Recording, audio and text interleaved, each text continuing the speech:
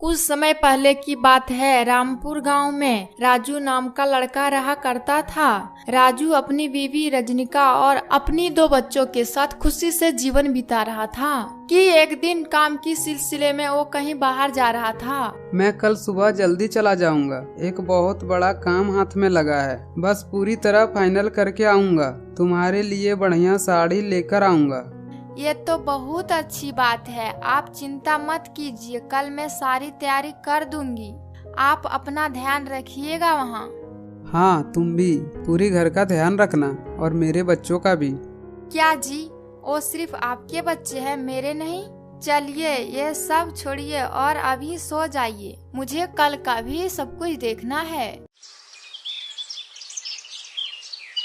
अगले दिन सुबह होते ही राजू काम के लिए चला गया।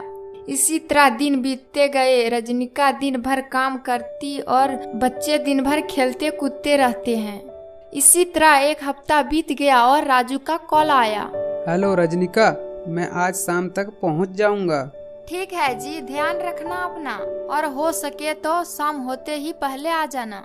शाम को बाहर निकलना ठीक नहीं।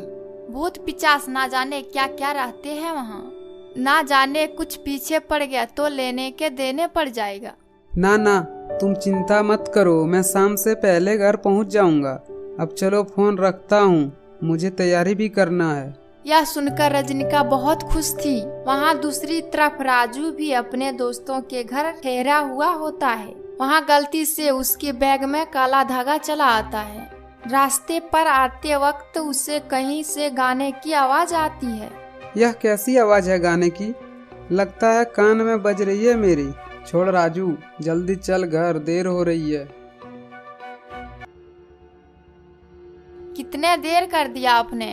आपका इंतजार करते करते दोनों बच्चे सो गया।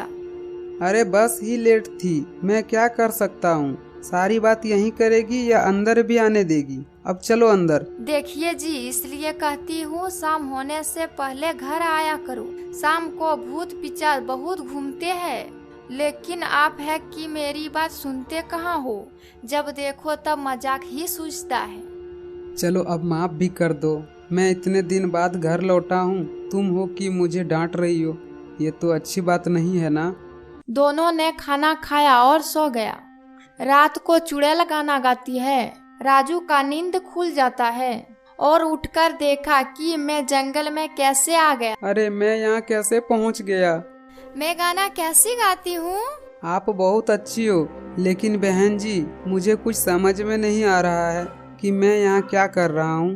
धीरे धीरे तुझे सब समझ में आ जाएगा।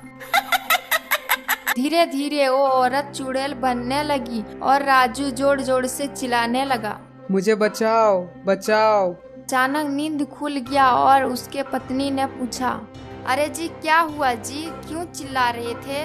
बुरा सपना देख लिया क्या? सपना है? भगवान जाने, क्या यह सपना सच भी हो सकता है? राजू अपनी दुकान जाता है बैग लेकर। हे भगवान, रक्षा करना मेरी, काश वो सपना सच ना हो। तभी राजू को फिर गाने की आवाज सुनाई देती है और अचानक से और डर गया कि वही आवाज थी जो उसके सपनों में आया था।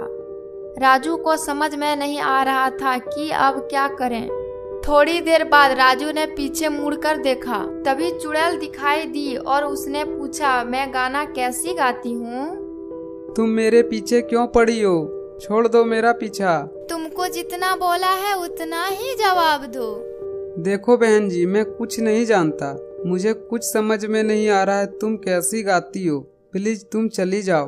नहीं, तुम मुझे बताओ मैं गाना कैसी गाती हूँ। देखो बहन, तुम ठीक गाती हो, तुम्हारे गाने में कोई दिक्कत नहीं। तुम मुझे यह बताओ, तुम मेरे साथ कैसे आई? मैं तुमको कब लाई?